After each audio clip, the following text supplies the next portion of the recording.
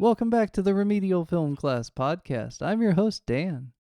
And I'm Travis. And I'm not Bob. And not Bob, also known as George, ain't seen shit. Although, he did watch a new movie tonight. George, what movie did you watch tonight? 12 Angry Monkeys. Ooh, about the apes that run the jury? That's and somehow correct. do a better job than the normal humans who would have been That's- biased in their decisions? Correct. That's exactly correct, yes. I think you watched the wrong movie. Really tears at the heartstrings. But he does like tragedies, so. No, I thought we were watching Monty Python and the Holy Grail, right?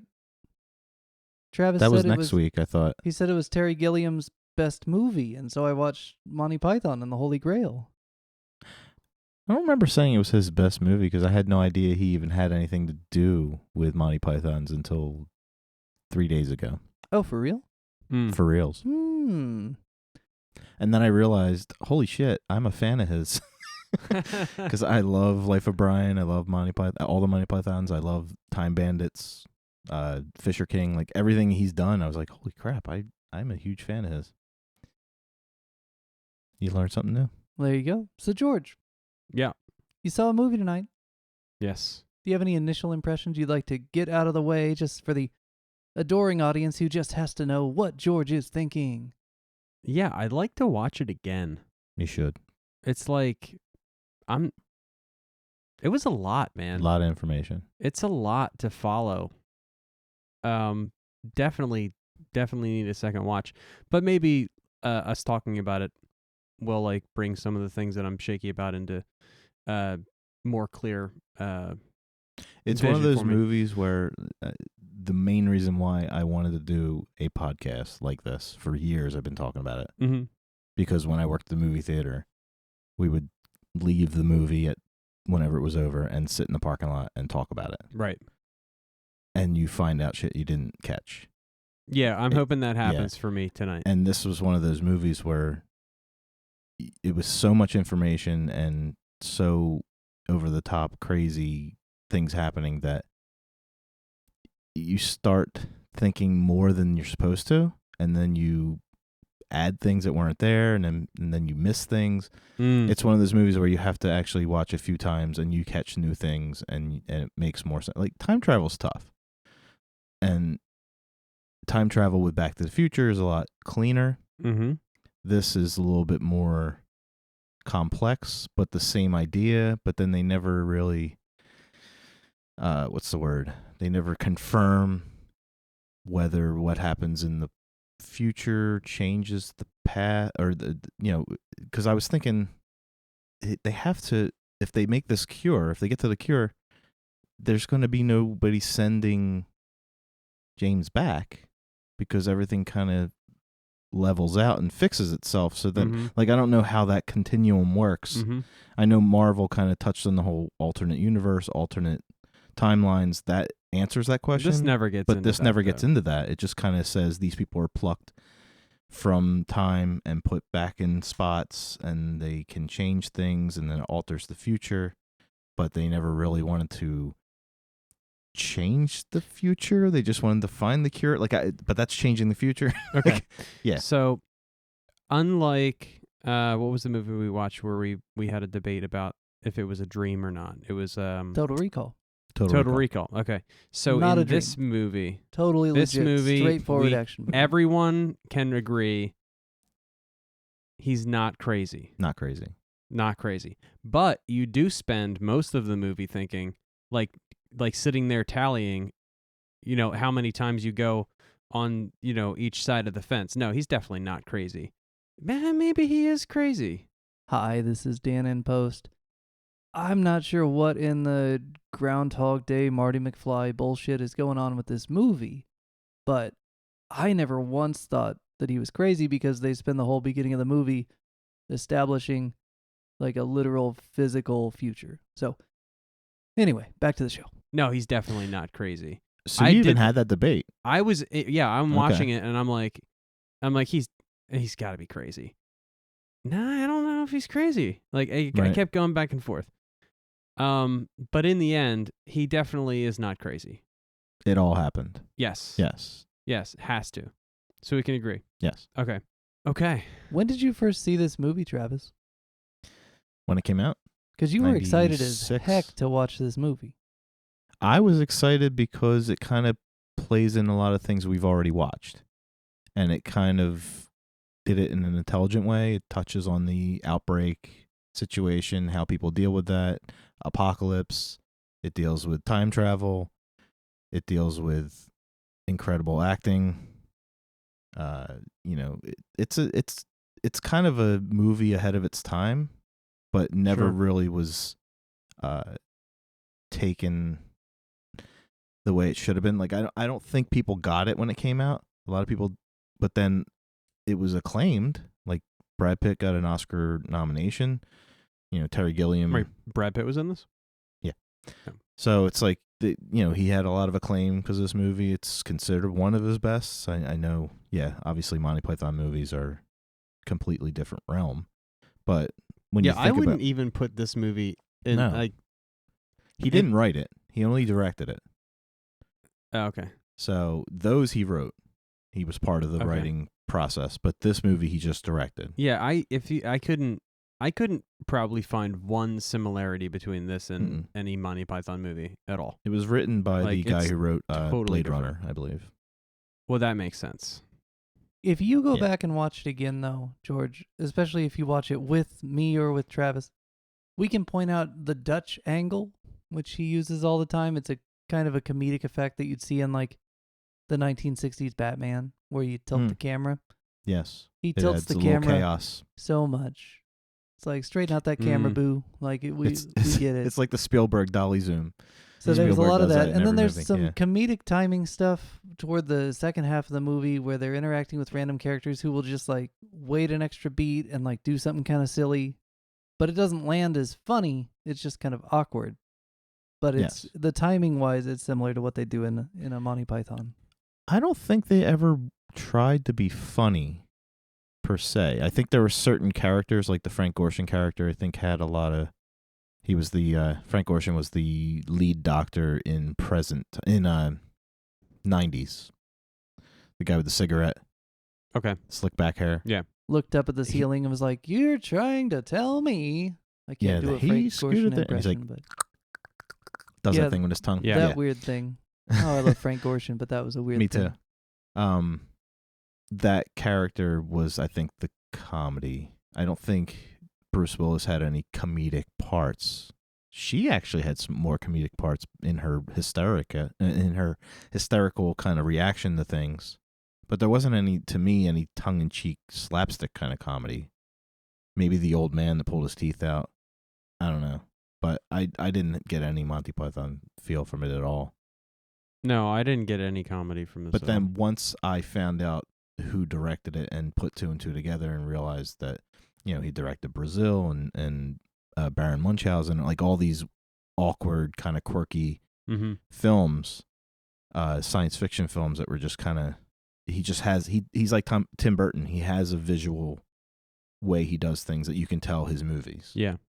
Magisterium, I think he did, or the Magisterium or Wouldn't whatever. have seen it The anyway. last movie that Heath Ledger was in before he died. I think he had something to do with that. Okay. I think that was his movie. He was But- attached to do Watchmen at one point, which Really? I'm really, honestly, super glad they never did that, but it's interesting. Yeah, I don't know if his style plays into that. Kind of like what Snyder did with that. You haven't seen Watchmen, but Ooh, season 3. yeah. So I take it Dan did not like the movie or didn't like parts of it. I had never seen the movie before. Right. I picked it up on one of those Arrow sales because I knew we were going to do it at some point because you talked about it so much. So Yes. I watched it this morning, watched it today, watched it again this evening. I liked that Tom Waits was on the soundtrack. And a little Fats Domino. I love Fats Domino. The rest of it I didn't like very much at all. Wow. What? Yeah, I'm I shocked. kind of hated it, guys, the whole time. Wow. And I tried hard. I went in What? thinking I'm going to be open-minded. Well, not watching it 3 times was pretty hard. It was woof, guys. About 20 minutes in, I was like, oh, so that's Bruce Willis as a grown-up getting shot in front of Bruce Willis as a kid, right? Well, yeah, I don't think it was. And then I was it like, wasn't a big Shyamalan reveal. I mean, you could kind of. Yeah, I think Put it all what together. I was waiting for, because I put that together too, but what I was waiting for was, is it going to play out exactly the way Right. you Or is see he it gonna in alter the it a beginning, little or bit? will it be different? Right. yeah. That was like the big kind of, that was the big expectation for me. I don't know, guys. I don't know. I tried very hard. Well, It was a tragedy, so I loved it. Was it though? that was another reason why I Yes. thought that he would like it. Was it has that? There's not much redeeming quality to it. It's No. kind of there's no happy ending. Isn't it there, all though, happens guys? anyway. I don't know. Okay, He's basically RoboCop. let's jump to the end of the movie because Okay. anyone who's listening this far in has already seen this movie. You say it's not a happy ending. No.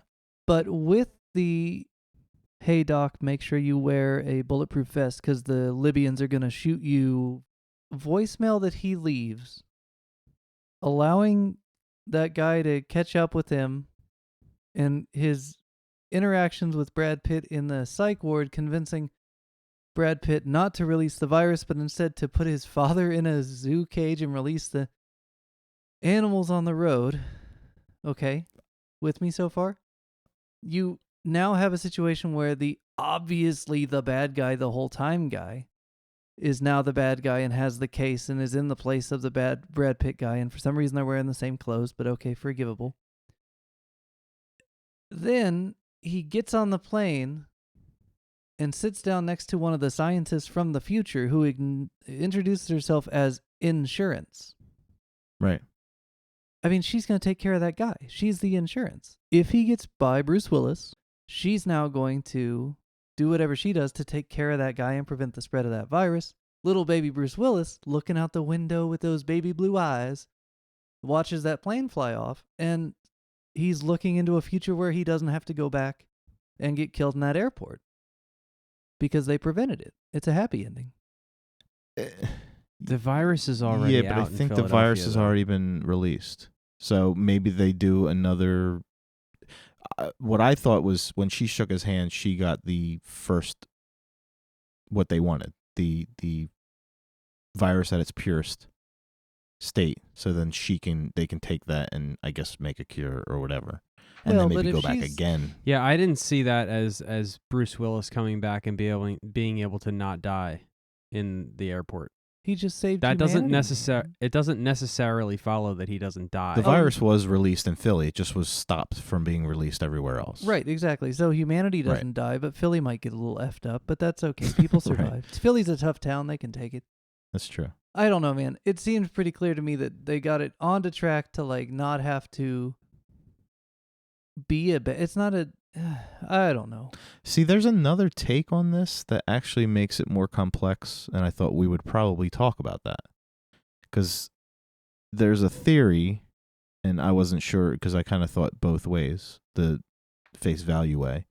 Mhm. And then when you look at it the other way, did they purposely send him back too far so that he could actually trigger all those events? Because he puts the idea in this head, he puts the idea in the doctor's head who writes the book that inspires David Morris's character, who was the redheaded ponytail guy at Mhm. the end. Like, all of Bruce Willis's actions actually bring us to the ending. It brings us to the virus. Right.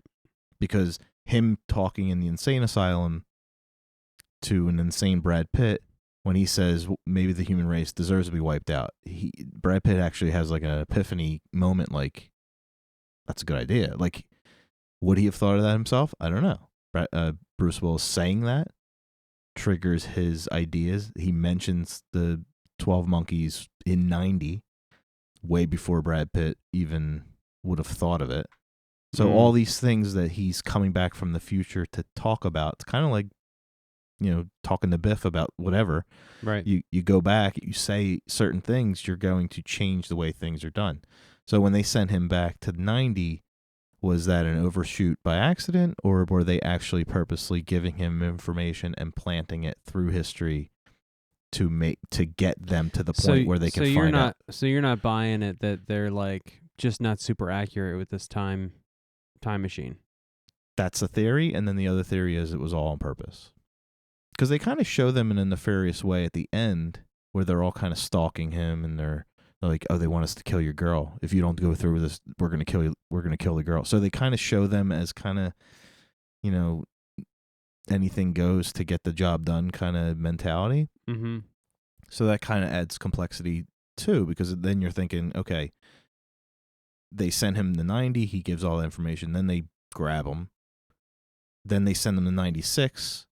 Her trajectory is different. She's now written a book about this, including the information from the stuff from World War I, which now gives her more things to talk about, which inspires this wackadoo to go start working for this virologist who just happens to be related to Brad Pitt. Like, you don't know if they did it on purpose or if it was all by accident. To me, that adds to the story. Didn't make me roll my eyes. Actually makes me think a little bit more when I'm watching it, because it's not to me it wasn't face value. Yeah, because you don't really know. A couple of those angles I didn't even think of. So, because if you think about it, if you're from the future and you go back to the past and you start talking about things about the future, you're going to alter people's mentality on what they're doing. Yeah, what you're doing is bringing about exactly what the future is. Exactly. You're like Dr. Brown would say, don't. So in this sense, the guy time traveling to the past is actually bound by the future to say all that stuff to bring about the future, because the future already happened. Right. And it has to happen that way. Right.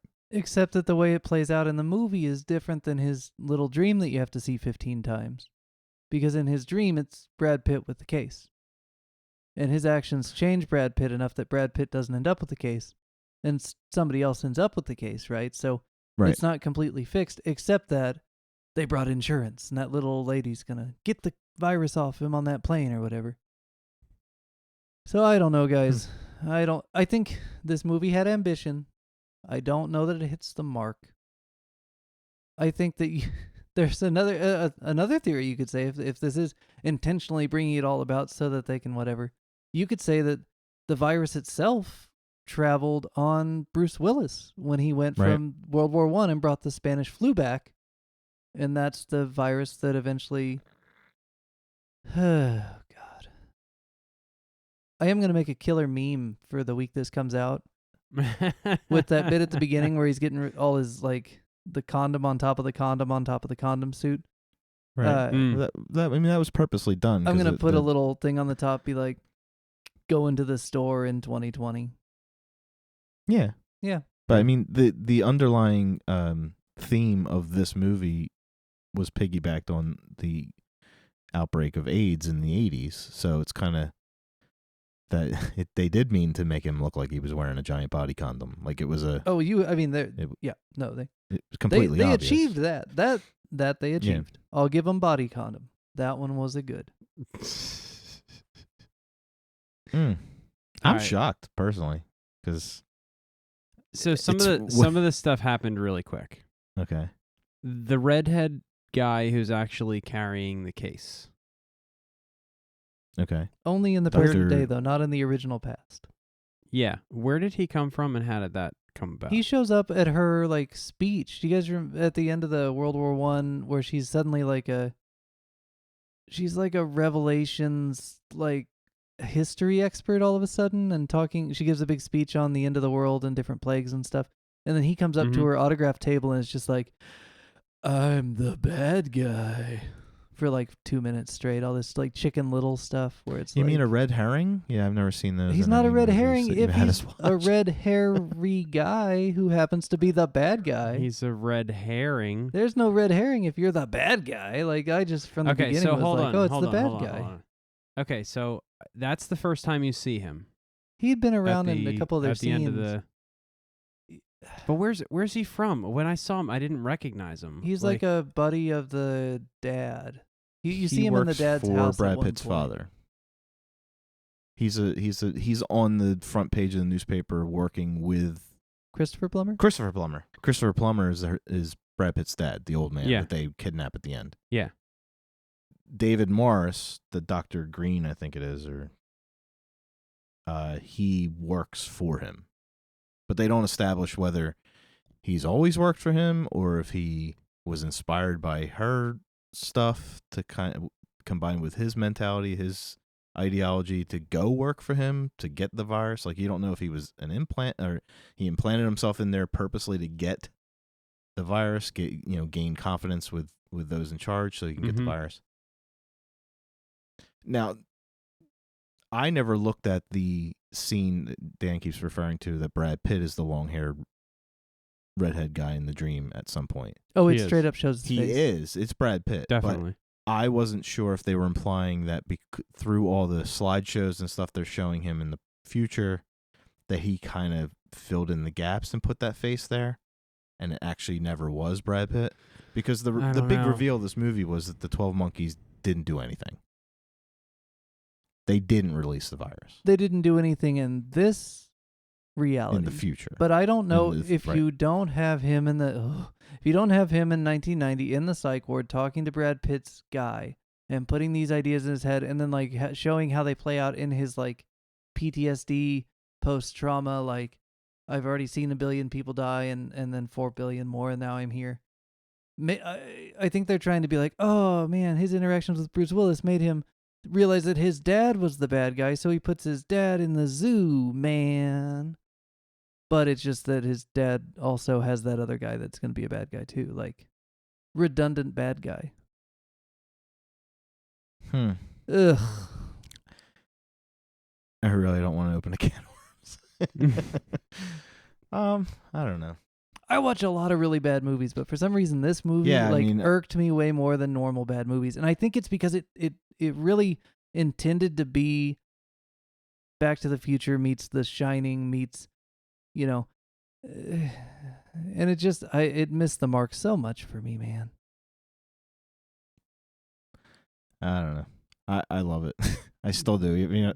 Hearing you say that makes me love it more. You can have it, man. This can be I know, because the things I Jell-O and love about it, I didn't even think of any of that stuff. Like I enjoyed the characters, I enjoyed the acting. Okay, I enjoyed let's talk the about scenery. the acting. Let's talk about the acting. Bruce Willis, so drooly. Why is he drooly? What's the drool? What's that for? The time travel kind of, they touch on it in the Terminator. The time travel kind of, you're being born again. Kind of, it's like being reborn. But his buddy's never drooly. Takes you some time. The guy with the scarred face, he's never drooly. Well, you're not seeing him right when he's arriving. Like when they found him, when he first ended up in the psych ward, he had just arrived, and then the second time he was drooly is they drugged him. Yeah. So they're really drooly. Yeah. And then like that lady, the main lady, I don't remember her name, but her performance the first time she's like talking to him while he's drooly, she loses her like composure at least 3 times. And I was just like, can we get a take 2? And then I showed that scene to my wife and she's like, oh, she's laughing. They should have done another one. I'm like, yeah. She can't keep a straight face as Bruce Willis is going full drooly on. Hey. I didn't notice that. Oh, go back and watch her face. She loses at least 3 times. She like starts to like break character and then has to like fight it back. It looks like an SNL skit. It's kind of weird. Did we watch the same movie? I think so. I didn't catch any of that. I didn't see that. Maybe I watched I guess, the special extended cut where they put all the crappy scenes back in. So I guess you weren't feeling the Brad Pitt character either. Oh my God, Brad Pitt. I didn't even realize he was nominated for awards for this performance. Like, yeah, no, I didn't. I did not connect with Mr. Brad Pitt. We did not connect. I liked Frank Gorshin though, except for that weird mouth thing. Wasn't a big fan of the mouth thing. That's insane. All right, good night. Brad Pitt was fucking awesome in this movie, dude. I don't know. I don't know, man. Dude. It just didn't hit the mark for me. We can't even get to the maps section because there's so many fucking local things in this movie. Oh, yeah. You know, also, let's get to the maps, actually. They actually portray Philadelphia much the way it is. I didn't see a No. single mummer. Yeah. There were no mummers. I Well, because it needed a wasn't mummer. New Year's Day. Yeah, it's only Yet. a New Year's Day thing. They'll just hang out on Tuesday. Yeah. Oh, we were so close though because it was Christmas at that one. Oh, You're man. right. Yeah, all you of the almost mummers missed it. all of the mummers were prepared by this point. I think For they were all sure. probably dead at that point, unless they were Was it- underground mummers. No, what I'm saying is in this movie, all of the mummers were prepared. Yeah, they were Like in they've a got warehouse they've getting got ready. their sequence, their costumes ready to go. Their dances are choreographed. Their music, they got it down. and then they're the pandemic ready. hits. Yeah, well, we don't even know how fast the pandemic Like, actually. I think she said like 2 or 3 months or something like that. Yeah, so they got one last parade. They got in. one last one. in. Yeah. What's funny is what I noticed back then.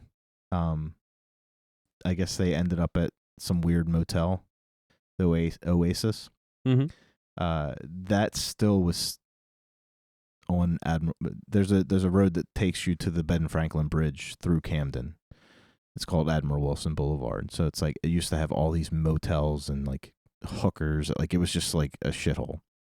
And the Oasis Motel was right there. And when that showed up on the screen, we all went nuts because we're like, they're in Pennsauken, which is where we live. Yeah. Right. Mm. So when I'm watching the movie, I'm like, holy shit, they took like half a day to drive from Pennsauken to Philly, which is only about a 3 or 4 minute drive. Oh, over in the the bridge. in the movie. And then in the background, they're driving. It's almost like and then they end up at like some pharmacy farmhouse, which I assume is out in like Quakertown or whatever. But like that's nowhere near where they were heading. So it kind of sucks to be local because you're kind of watching it. You're going, they're already like they passed the Chester, Philadelphia sign, which is Yeah. on 95. Yeah. I'm like looking at it, I'm like, stop thinking this because it's totally making me visualize where they're driving, Yes, and it's 'cause- nowhere near where they're supposed to Because be. the maps, yeah. And the zoo is really not that close to Center City to where, I mean, it kind of is, but it's not. I guess the animals would run down the Schuylkill. I don't know. But I'm just like, it was cool to know the area, but then I'm like, it ruined it. Kind of like with Halloween where you're sitting there going, okay, why are they driving till it's dark when they only had to go around the block? Yeah. And how long has that alarm been on at the store if he had that mask this morning when she was in class? Right. I have a lot of that trouble alarm with was that. going for a long time. That's an all-day alarm. But I mean, Philly looked cool. I don't know. There's a lot of animals at one point. I saw some of that being filmed, so that kind of has a connection to me as well, because I was in college when that movie was being filmed. So I watched them film all the stuff on Marketplace near the City Hall. I don't know. Hey, I need to so see this movie again. I have a question about Philadelphia pimps. Okay. Yes, the pimps. Don't know any, but Do pimps feel threatened by the women that work for other pimps? And that's why they punch other pimps' women in the face? Like they did in this movie? Or is that like a one-time thing in an alternate 1996? Because that was really weird and unnecessarily violent to punch that lady in the face. He should have gone after her pimp, right? Like... Yeah, I don't know. I think But granted, my interaction with this this particular world is nil, but it seems reasonable to me that a pimp would be angry at another pimp for hitting his employee. And it seems to me that the pimp that punches that lady, he should expect some kind of reprisal from her I'm pimp. sure. If she really were a sex worker, which, she's obviously not, but... There's no value system in the shithole. So I'm not really thinking about it. I didn't think about it at all either. As like, but I'm like, they're scumbags. They own scumbags. They work for scumbags. They're all scumbags. So I'm not going to sit there and be like, oh, this one has virtue. Like this one shouldn't be smacking this one. Like I think they're all yeah, like we want these people to have values. They don't. And, They don't have any morals. So it's like they're. I wouldn't sit there and even think that he was being over violent, because I'm assuming that's a violent way to live. So I'm assuming they're trying to portray that. Plus, there was an exaggeration of the city in general, like when they end up at that theater, the Trocadero, the old Met Theater, Mm-hmm. and all of a sudden, like everybody's just swarming you like a bunch of piranha. They're living. There's homeless everywhere. Like it's definitely a different kind of city. It's not. It looks like it's pre-apocalyptic, but ready to go to hell in a handbasket anyway. I tell you what, that's kind of what it looks like. Yeah. So I really didn't put any morals or value on mostly any of the people in this movie. There was not much redeeming quality in anybody. Maybe the doctor, the Madeline Stowe character. Can we talk about her for just one more second? Sure. At one point, she says something to him like, ha ha ha, that's just a commercial. You remember that part? Yeah. Only she doesn't say commercial, boys. She says an advertisement. Advertisement. As an American English speaker with an American accent, she says advertisement. And she puts this weird Right. pause in there. Guys, it's not how Americans say that word. Yeah, what's up with that? I There's mean- another thing in there like that too. Is it one of Is those it a Gilliam things? thing? It's totally she's just listening too close to the director, but it just makes me think of that guy in Friday 2 who you're gonna reprimand. No, that's how you say it. How did he says it wrong, and now I can only say it the Yeah. right way because I speak American English. Reprimand him? That's it. You're not even going to reprimand him? You're not even gonna reprimand him? It's like reprimand him. You've never heard that word Yeah. before? Okay, sorry. Like The advertisement sticks out like advertisements. sore thumb. What the? Yeah. Okay. There was another word like that in this movie. I forget what it was though. I think the main doctor said it, but I don't remember what it was. Yeah, he's just like, oh, pip pip, cheerio. It's like, what? Okay, cool. But you know what's funny? I didn't even think about it when she said it like that. It didn't even seem weird to me. I don't know. I think because maybe I have a lot of friends from like all over the world, and like they all talk like that. My friend Ron always says schedule. Yeah, he does. It drives me Schedule. insane. Yeah. He's like, it's not on my schedule. Well, see, and I'm he's like, doing that on what? purpose to mess with you, Right. and that's hilarious. And she Right. said it because the director said it that way, and that's the only way he would take it. Right. Ah, jeez. Hey, how about that line where Bruce Willis casually says, like, all I see are dead people. Yeah, that's ironic. It's just like, oh, Jesus. Well, when did that come out? When did It was like right after this, I think, because it wasn't like 97, 98, I'll look, but Okay, because this movie came out almost the same year that I think it's like a year after 99. it was made at the same time as Seven. So Brad Pitt did Seven and this pretty much at the same time. Oh, man, night and day. I don't know, man. I have nothing wrong with that performance at all. Like that, I don't know. Maybe because I've done that. Like I know what he did and what he went through to go to do get that into character that study mindset. to You get there. created an army of the 12 monkeys and hooted and hollered like a howler monkey at one point on the screen in front of the camera with the No. audio on? Ugh. No, but he did play the dentist in. To me, I look at what he was doing, and like I always say this all the time. What is the words on the page, and what is the actor doing? Yeah, his performance was good. Right, and they call it choices.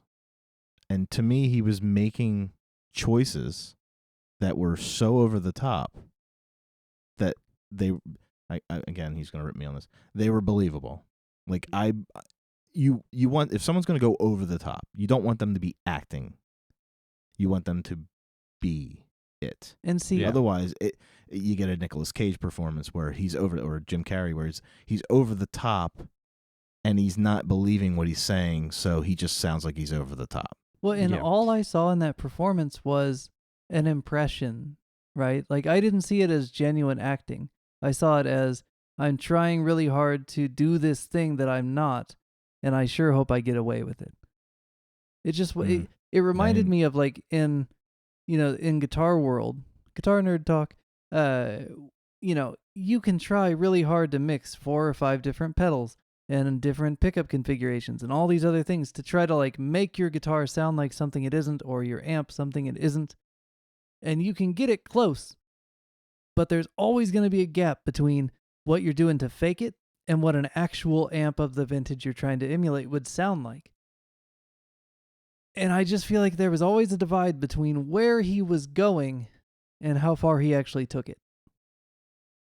It just felt like Brad Pitt trying really hard to look crazy.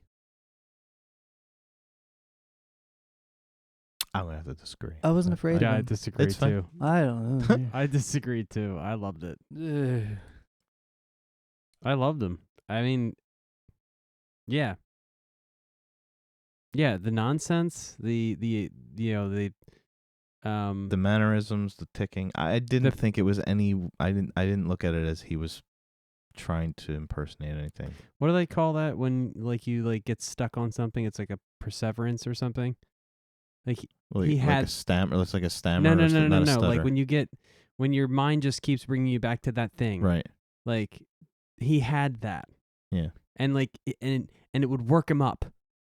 You know, Yeah. like There's another movie where I think DiCaprio. It's What's Eating Gilbert Grape, and DiCaprio plays a mentally disabled, like I guess 12, 13-year-old, and he does a lot of the stuff that Brad Pitt's doing in this movie, but he's not doing it in a wacky kind of like.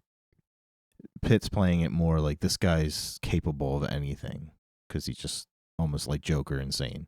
yes.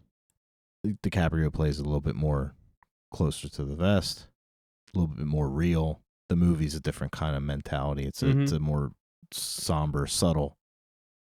It's amazing for the same reasons, but they're completely, totally two different performances of the same issue or the same character. Sure.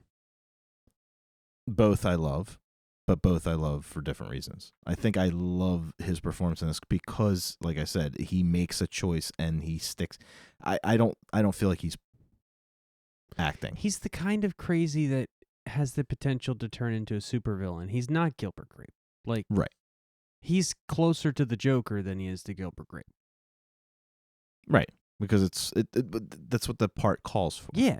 Right. Yeah, which is why I'm totally fine with it. Because you think about, you go and you do character study and you hang out with, I think he went to spent time with bipolar people and learned their tics. And he met with psychiatrists to learn from them what his mannerism would be when he's doing this, when he's doing that, how would he do this. That's a lot that goes into it. It's no different than what Heath Ledger did in The Joker. For me personally, because but again, two totally different performances, but the same payoff for me. Yeah. Like I watch Heath Ledger do his performance, and he does his little tics, and he sucks on the inside of his mouth because he's got scars in there, and he's doing all these things that aren't on the page that make the character, gives it more depth. Brad Pitt was doing the same thing, so I didn't look at it at all as over the top or it was over the top, but in a good way because that's what it was called for. They didn't want him to be subtle. Agreed. I have no problem with it. There was hardly any subtle.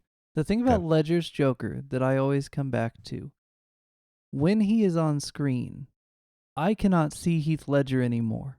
He is completely the character. It reminds me a lot of Brando in The Godfather, where he is no longer Brando. He is Godfather now. And when that camera is rolling, everything you knew about Brando is gone, and he is replaced by this character he's created. Watch Brad Pitt's eyes. I want you to go back, George. And you can do it right now, or we can do it after the show.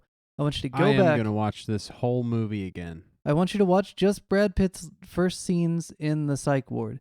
And look at his eyes. His eyes don't say, I'm a crazy person who's from the planet Crazy Town. His eyes say, okay, God, now I got to do the thing, and then I do the thing. His eyes are too focused, and it kills the performance for me. It's just Brad Pitt putting on a show. It's closer to Nick Cage than it is to Joker and to Godfather. Watch the eyes, man. I would say it's in between. I mean, Nicolas Cage is. I enjoy his acting sometimes, but again, like when he gets in this, hey, babe, say, he starts going like crazy, like you're just like, oh my god, he's like, yo, yeah, he's like, oh, yeah, he just like he's almost like Kramer when he does things. I didn't feel that with Brad Pitt, but I didn't feel he made such a complete character as Heath Ledger did. So I would probably put him in between with that performance. And again, it's like 15 years, 20 years before Ledger does what he does. Yeah. So it's an early Brad Pitt. Even in Seven, as good of a performance he does in Seven, there are parts where he, like when he says, he's a nutbag. Like he has the delivery where it sounds like he's constantly making choices and seeing what sticks. And then the director's like, okay, keep that, don't do that again. And then they assemble the movie, and then you get what you get. Like I've learned that doing stage plays through rehearsals, the director will you try a whole bunch of stuff, the same lines, different deliveries during rehearsal. You don't want to do it during a show, and then the director will tell you, I like that, keep that, do more of that, don't ever do that again. Have you guys both seen the movie Burn After Reading? I've seen some of it. That's Brad Pitt's in that as well, right? I have not. No. Oh.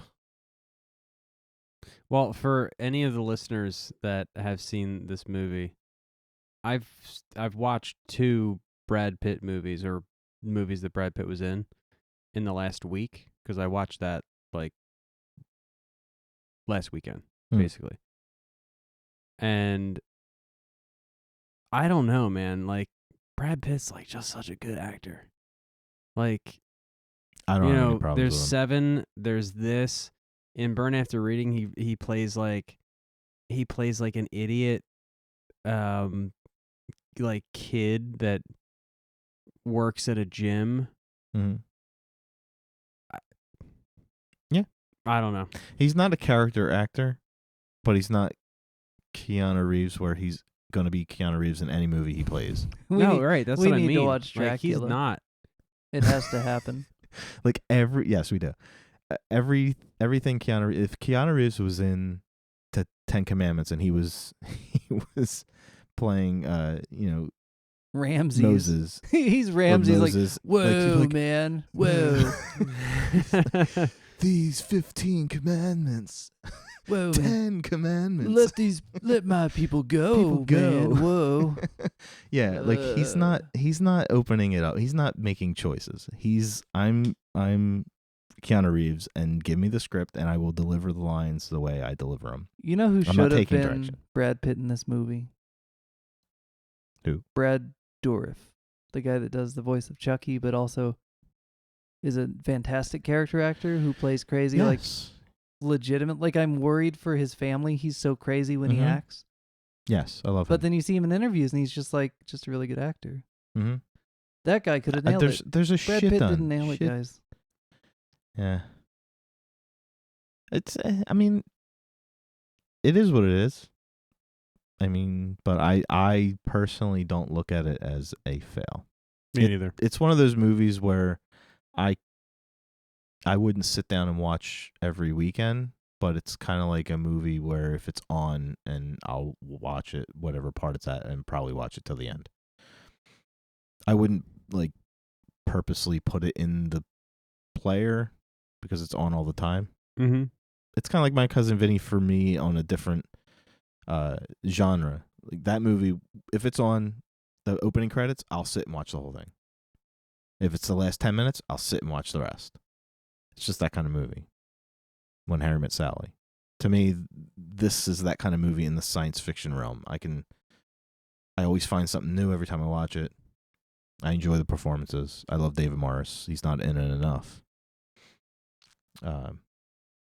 Met Frank Gorshin right when this movie was made, so that kind of adds to it. I have to watch it again. I have to say that my first impression of the movie was that I liked it. I liked the acting, And the only thing that I was kind of like iffy about was, you know, when he's in the future, some of the stuff like how they, I don't know, it's just kind of like, I'm not sure about it. You didn't like it where they surrounded his bed and put him under a baby blanket and he made a face like he just pooped his diaper?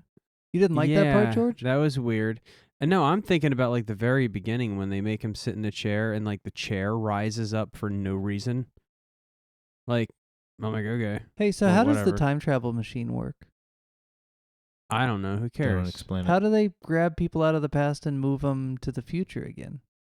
Who cares? Don't care. But if they have the power to move people out of the past, why don't they just move the guys who were responsible for the virus to the future and be like, hey, do you have any virus on you? We need the pure stuff. Because they're not in the future. They can only do it if they're in the future already. But how did they pull him back from World War I? He's in the past at that point. No, but he was from the future. So only people from the future can be pulled to the future? Yes. Which at that point is the present? Yes. How did they invent time travel when they can't even invent clean air? I don't know. It's a good question. Okay. I just spent a lot of the movie like looking at this technology like, this seems like awfully specific. Did they invent time travel while underground? They had to. That right? seems really difficult to do. I mean, they can't even like live above ground and they're figuring out time travel. That seems very odd. This had to have been a really potent virus that, like, if the surface of the Earth isn't, like, inhabited for, I don't know, 6 months, like, don't the viruses just, like, die because there's nothing for them to live in? They would go dormant, but you don't know which ones are carried and which animals carry the virus. If the animals are still around and unaffected, they could all be carrying they distinctly mention a few times the mutation. Like they want it in the purest form because it had already mutated a bunch of times, so you can't really... Right, but in order to mutate, it has to infect new things. Right. And if there's no one living on the surface of the Earth and everyone underneath the Earth is quarantined, then eventually wouldn't that virus just die? I mean, they already established that they prevented the spread globally. Did they, though? Well, I don't know. They're basically, when they show her on the airplane, they found patient 0, basically. And even though they infected the airport before he got on the plane, she rattled off where he was going. Those were all the places where the outbreaks began. Mm-hmm. And he wasn't going to go to those places, so that helps. I don't know if that changes anything, but like you said, it at least Philadelphia's still screwed. But are they going to transport the virus in its pure form to the future? Which, okay, so if he's 10 in 1996, and he's like 40 when they make the movie, so it's in like... I think it's like 2030. Yeah, that sounds about right. So are they going to move the virus like to 2030 and then underground in their time travel layer? I think they were probably going to do what they needed to do with it there and then just never go back. But then what if you're living in the future? You've done all this. You're a scientist. You've sent Bruce Willis back. He's succeeded, sort of. He's dead, but he's still alive, thank goodness. And now he's his age again, but he hasn't left. Then you've prevented all this from happening. What happens in the future to those people who were living underground and now they don't have to live underground because the past is different? Well, that's what I started to talk about in the beginning because it has to branch off. The two things I wrote down was just finding the virus at its purest form to get... God, I can't read this. Basically change the future, therefore making the events of the past... Cole traveling to the airport disappear. Like his future part doesn't exist anymore because they cured it before they all went underground and became scientists to create time travel. If they cure it at its purest point, the future doesn't happen. Mm-hmm. So then there's no Cole to send back to alter the past. Like, to me, it's that was my big hang up. They don't explain, like I said, Back to the Future explains whatever you do in the past, you affect your future. They don't just explain it; they pay it off, man. Right. And like Terminator's a little more linear. We'll get into that someday, I'm sure, when we watch some Terminator. Yeah, You know, they kind of touch on it too. You can alter your future. Your future is not set in stone. and that's- this movie just doesn't even try. They make it like, oh, it's probably a loop now, but maybe it's not. But if it isn't, don't think about it too much because it won't make any frigging sense. Time travel, hashtag, yay. If Bruce Willis is 10 years old When when the outbreak begins, Yes. It's like 8 or 10. Yeah. how did he survive it? How doesn't did he get underground? doesn't affect kids as much as it does adults. Oh, good. I don't know. I'm kind of disappointed. I know, I was too. Oh, you mean in me? I can tell. I thought you meant with the movie. No, It's an 8.0 on IMDb, man. Like, I people sit love here and I this think, okay, it's movie. got like a 89 on Rotten Tomatoes, and it's got all the things that we've been watching, and I've seen some really shitty movies this past year, and I'm thinking, all right, he's gonna like it. I was more worried about George, but I knew it was a tragedy.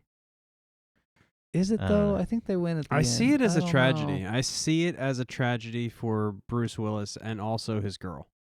Because his girl, even if she lives, which she probably won't because she's in Philadelphia at the time of the outbreak, but even if she does live, her lover or her love is dead. No, Except he's 10, for he's 10 he's years old. 10. She just He's needs either to- dead or 10 years old. She's so a cougar.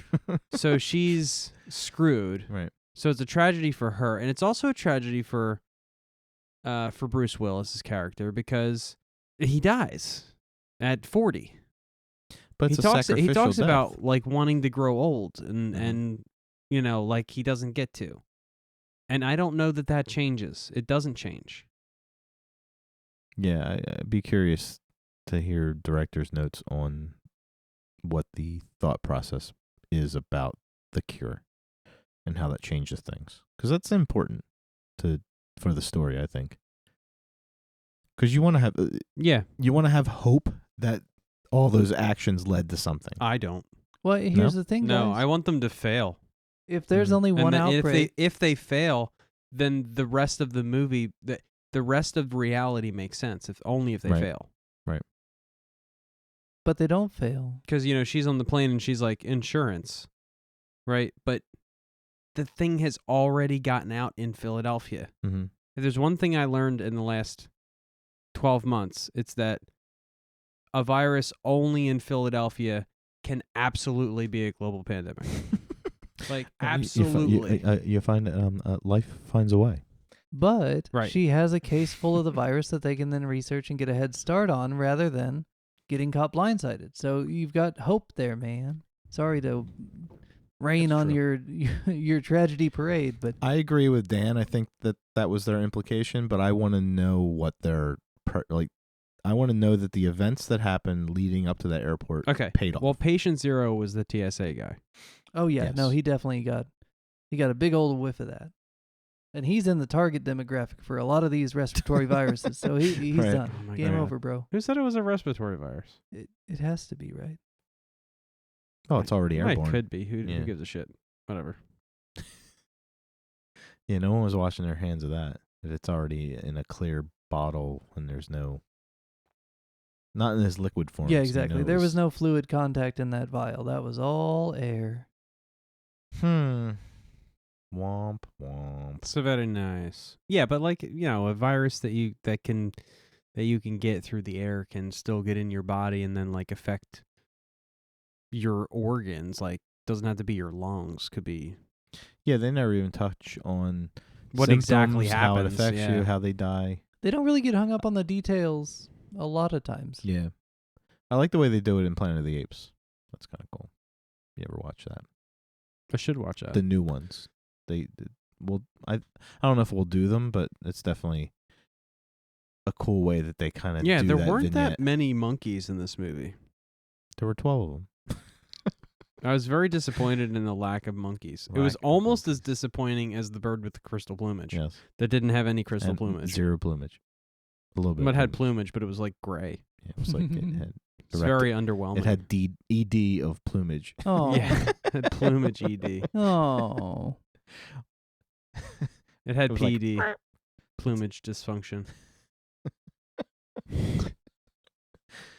See, I just think that the Brad Pitt crazy was meant to be the way it is.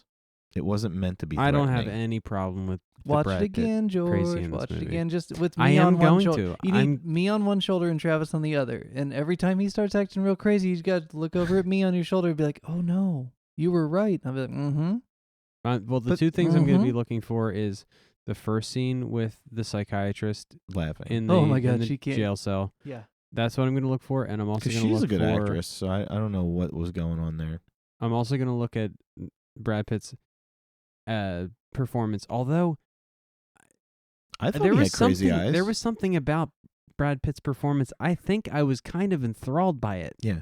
On my first watch, I don't think my opinion about that's going to change, but I don't know. I think if, the only thing that my opinion might change about is now that I'm watching it, like now that we've talked about it and I'm going to watch it a second time, I'm probably going to have more issues with the way they handle time travel than anything else. Yeah. Yeah, you don't want to look under that rock because it's Yeah. ugly under there. no, it's definitely But everything else I think is haphazard. fine. Yeah.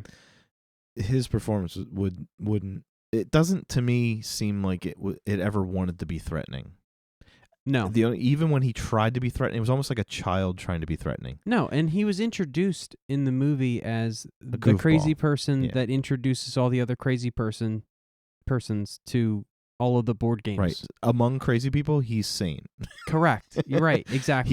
He was entrusted in the responsibility to introduce the new crazy to the old crazies. right. So exactly. he's at least He's not functional. insane. Yeah. And he's Right. functional enough to be released. Right. Now, his dad might have pulled some strings or whatever, but to me, I never looked at him as a threatening character. But again, after hearing Dan talk about the dream, which was a reality, was he potentially the infector? So maybe he was potentially down the road able to be maniacal and whatever. But he could also make the choice to infect the world and never really be serious and never really be Brad Dourif, like Well, crazy. I don't think he would do it to be serious or like he would only do it in the same way the Joker would do it, just to cause chaos. Like Right. it wouldn't be like the malicious 5 billion people dead is the symptom to. It's not really was his goal. His goal was to create chaos. Yeah. To teach people a lesson. Yeah, to take down, Stop. to disassemble the establishment Right. that he was so against, or the man, or the television, or whatever. Like that Right. was his solution. Just chaos. Not that he had anything against the people. He wasn't like malicious against Like the he's people. more the Joker and not so much Dr. Doom or Red Skull, where wiping out billions of people is my goal. No, he was not like that. Right. Joker's more like, to make an omelet, you got to break a few eggs. Right, exactly. So anyways, what are we watching next week? The schedule. We'll go with the schedule. Yes, what's on the schedule for next week? I'm afraid to say I love this movie. Well, then don't say that. Just say Don't say there's you a love it. movie. I made you guys watch Silent Night, Deadly Night. Like, you don't This have is to love true. the movie to make George watch it. That's This is true. true. I do This love is that true. movie, though. It's fucking awesome. No, it's not. Punish! Tommy Jason with a Santa It was Claus so hat. Like, bad. come on. It's what It you might always be. wanted. Other than Rat Boy, it might have been the worst movie I've ever watched. I'm just saying. Oh, we can go so much worse. The only thing good about it, okay, you want to talk about a bad, crazy person acting job? Wow. Eyebrows. Eyebrows. yeah. Eyebrows was bad. Hey, Eyebrows was in the Although- sequel. We didn't watch the sequel, just You're the right. clips. We watched enough of the Don't worry, sequel. his brother Eyebrows was bad. just as bad. Yeah, well, that's true. He just But, didn't have the eyebrows. He was covered in a wig. I do, however, and this, I don't think this is as much about the movie as it is about just Dan. Mhm. Like, just Dan, like, I coming love up the in my movie life. through Dan, but I hate the movie. Yes, correct. Yes. So, like, whenever it's garbage day, Right. I kind of smile. Right. Like, whenever I hear the Yes. garbage truck, I'm like, Yes. It's garbage day. And I think of Dan. Becomes a meme. Exactly. But it's not, I mean, the movie's terrible. Just absolutely terrible. Yeah. Just like with Sleepaway Camp. He's like, we have to watch it. Oh, we It's have so to watch. awesome. Can we And I'm watch like, Sleepaway Camp next? So bad. Sleepaway Camp next. No. No, I've been wanting to watch this next movie for about a year and a half. What now. is Alright. it? Please tell me. What is it? All right, we are going to watch. I'm not even going to do a movie. John Carpenter's The Thing.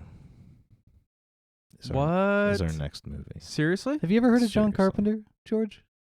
Yes, I have, He's- and I know that Travis loves this. He's done a movie This- or two. This is my favorite John Carpenter movie. Yeah. I love Halloween. Of all John Carpenter Of all his movies, this is my is favorite movie of his. Well, I'm excited to see this. I already know Dan likes this movie, so I'm not afraid that he's going to hate my It's next not, favorite dude, movie. listen, it's not a bad thing to know, I have know. Dan hate a movie. This is true. It was my one time to show Dan a movie he hasn't seen. I know. Yeah. Well, Strike And I one. blew it. You blew it. Yeah, well. Actually, I didn't. You just didn't watch it the way I did. It's fine. I still love you. Oh, I'm so excited Anyway, for this so- thing. It'll be good. Now, I will suggest, if you want, before you watch The Thing, to find the original and watch that. Which is also Okay. a good movie, but completely different. It's called The Thing from Another Planet. okay. It's really absolutely nothing to do with the remake, other than you'll watch the remake with a frame of reference. That's Okay. all.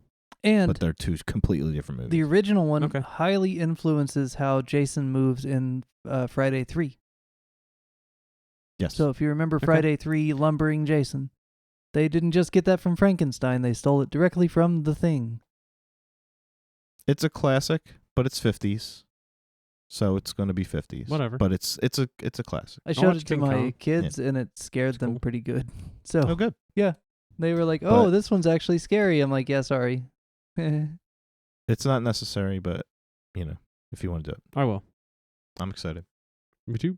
Yay! All right, thank you for listening to the Remedial Film Class Podcast. As always, you can find us on your podcatchers and on YouTube. You can find us on Instagram and Twitter at Remedial Film Pod. You can find us at facebook.com/Remedial Film Pod and join the extra credit discussion group at facebook.com/groups/Remedial Film Pod. And of course, you can always email us remedialfilmpod@gmail.com. We'll see you back here next week for Doon Doon. Doon Doon. The Thing. JC. Something like that. See you next week. So I guess we're not doing 12 Monkeys too. Electric Boogaloo. Is there 12 Monkeys too? No. Electric Boogaloo. Guys, Wow. that scene where they're all jumping around and hooting and hollering like monkeys, like In the van? what? Yeah, I was just like, guys, what? Notice it was a What? full-size van. Can't trust Always. those full-size vans, man. Can No, you help actually, I me? think it was a school bus, wasn't it? It might have been. It was Yeah, it was something like an weird. old It was like a short bus. Short bus. You yeah. could fit a couple of couches in that thing. Let me get this couch in my van. he should have been in this movie, I think. He should be in every movie. He's my favorite. Ted Levine would have been a good Jeffrey. Oh my God. Yeah. No. Yes. Yes. Do that. That would be way better. Monkey. Yeah, I don't know.